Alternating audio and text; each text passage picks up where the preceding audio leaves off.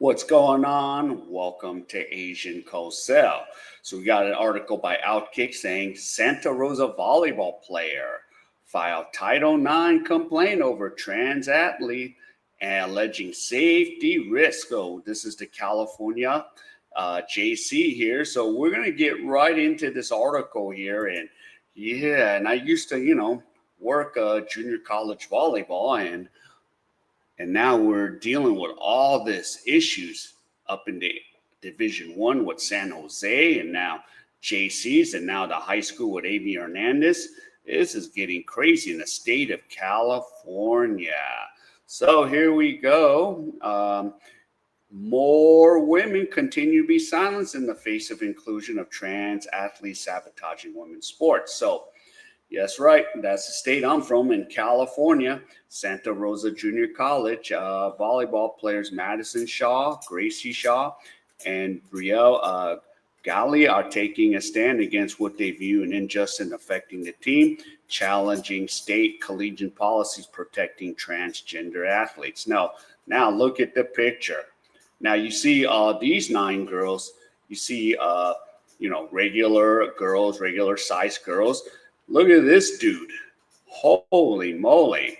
Even if, the female was, a little bit, not obese, this is a dude here. She would still not look like this. So he is now on that team, but we're going to find out more. So here he is. There you go. And Outkick obtained exclusively through Icons, Independent Council on Women's Sports, and federal Title IX complaint filed by the players, which is an effort not only to remove trans volleyball player Zima Gomez from women's comp, but also to hold California accountable under federal law while the backing of Title IX protections. Now, here's a breakdown what happened during this season. Players versus policy. Santa Rosa athletes Shaw, Gracie Shaw, and Brielle Gali filed a Title IX complaint after being forced to compete with trans-identifying male Zima Gomez. And then last year, injury on the court. Gomez alleged concussed a teammate in 2024 and smacked a spike into Gracie's face in August 2025, showing what they call unsafe male advantage. And bench for speaking out. Coach Ali Satter allegedly pulled their starting spots / playtime and shut the team down meetings after the protest.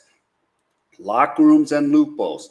Gomez has accessed the women's locker room. The 3C2A transgender policy allows males after a year of hormone suppression with no limits, no checks, no disclosure.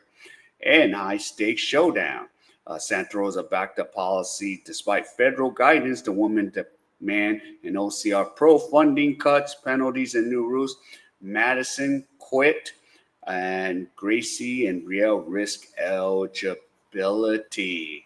So, and this is and just to let you guys know, the JC, it's usually a 2 years, and then you transfer to a 40-year university. So, if they played, here's the thing, your eligibility clock starts right there once you a full-time student. And outreach reached out to Santa Rosa Junior College administration and coaches with questions about why players who raised Title IX concerns were benched instead of protected from retaliation, and how the school justified rostering a trans athlete despite safety incidents, what actions the Title IX office took after a locker room privacy complaint, why the college followed the 3C2A policy over federal law despite funding risk, and how the athletic department ensures compliance when coaching decisions affect equal opportunity. So here's the thing to Outkick. Santa Rosa Junior College is committed to fostering an inclusive and supportive environment for all students and employees. The district compiles the California Community College Athletic Association 3C2A regulations, which govern student eligibility and participation in athletic program. So And of course, you could read the full complaint. I'm not going to go over all of that. But yeah, Title IX was just pretty much violated. And they didn't, and of course, where's the inclusive support for those females? Not just that transgender male who is supposed to be playing with the boys during the boy season, if there is any. And the woman has been forced to compete with Gomez, a male competing against females, thanks to a large part to district-wide policy at Santa Rosa, encourage males to complete a year-long testosterone suppression treatment to start playing against women. So yeah, this is just the continuous, screwed up crap in California. And, luckily I'm not,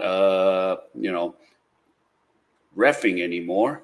I just do club only once a year because I'm overseas. But yeah.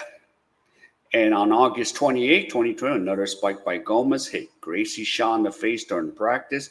The complaint notes that Gomez spike moved an unprecedented speed. And just here it is. Look how big she is.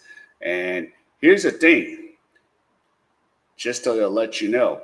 See, the net height is 7'4" and a quarter inch where the women play. The men play at a 7'11", so the net is supposed to be up here. So those are some huge differences. And why doesn't he play with the men? Because, he's going to get torched by the men. And this is the good old Californian. There's Riley Gaines right there. So, yeah. So in California, we continue to deal with this. And, even as an official, there's nothing I can say. I mean, luckily I don't have to deal with this, but still, it's like crazy that only in the state of California, in the high school where most of those schools play in the southern section. I mean, there's so many sections like LA City, southern section. But southern section's the biggest section in California.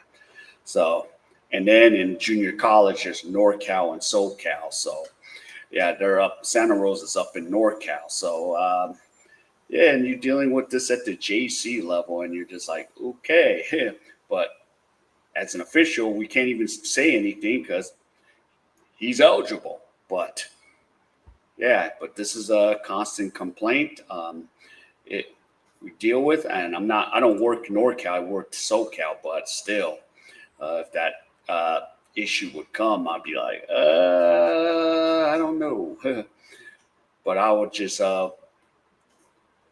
don't have to deal with it, luckily. All right, so if any of you enjoyed any of this content, please give me the HKO special. Help the king out. Hit the like, subscribe, and comment, and wherever you are. Stay safe, and I'll see you in my next video.